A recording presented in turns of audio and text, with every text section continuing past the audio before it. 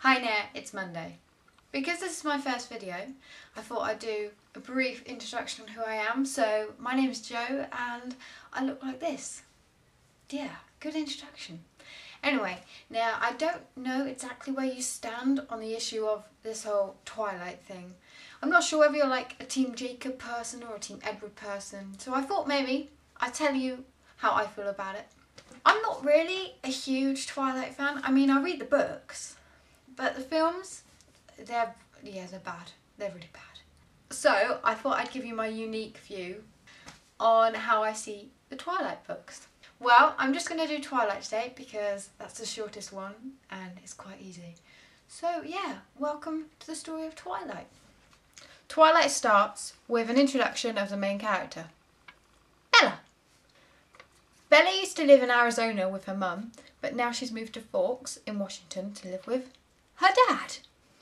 Bella's dad is the police chief, so he's quite important in the town. This is no relevance to the story, Nayaah, but I thought I'd just tell you anyway, so you know. Bella goes to Forks High School one day and meets the mysterious but handsome Edward. Now Bella's pretty sure that there's something a bit weird about Edward because he won't sit near her at all. He's kind of like, no, I don't like you. Bella's very weird, but two people still have a crush on her, which I think is a bit strange. Bella decides to go out with her new friends from Forks High School and goes to a beach where she meets Jacob. Jacob tells Bella about all these strange vampire stories that the tribe tells. In science class, Edward starts to move slightly closer to Bella and, you know, doesn't hate her so much as he used to. Bella starts to get a bit suspicious of Edward, so she says to Edward, "Edward, are you a vampire?" And Edward says, "Yes, and I can also read minds." It's meant to be a really mysterious moment when Bella finds out that Edward's a vampire and it's meant to surprise the reader, but I don't think Stephanie Meyer realised that she'd put it on the blurb. There are about 3 chapters in Twilight where Bella finds out that there are different types of vampires, good vampires and bad vampires. Edward's family are good vampires because they don't drink human blood. Because they like her so much, Edward's family decide to ask Bella to play baseball with them. And that's when the bad vampires happen. The leader of the bad vampires is James. He gets his own post-it note because he's really bad. Just as the bad vampires are about to leave, they notice Bella, who is human. James is a tracker, so he wants to drink her blood.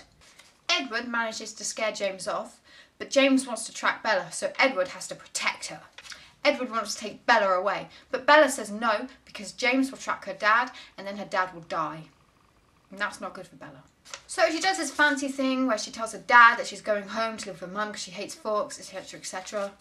And then Bella runs away with some good vampires, but then James turns up and says, "I've got your mum, I'm going to kill your mum," and Bella's like, "Oh, damn it!" And so Bella promises to go and meet James in a dance studio where her mum is being held captive. So Bella walks in looking for her mum. Turns out her mum isn't there. Stupid Bella. James was hiding in the dance studio all along and tries to kill Bella. Bella's like, "Oh snap!" James is beating up Bella when Edward comes in and they start fighting. Unfortunately, it's too late for Bella, who kicks it. We find out in the next chapter that Bella isn't actually dead and she wakes up in a hospital bed next to Edward. We find out that Edward killed James and made sure that Bella was safe. This is all good for Bella, and that's the end of Twilight. Sunday Herald call it a thrilling tale of vampire romance at high school. I don't know why. Nayaah, now that I've told you my view of Twilight, what do you think of it? Let me know in your next video, and I look forward to seeing you.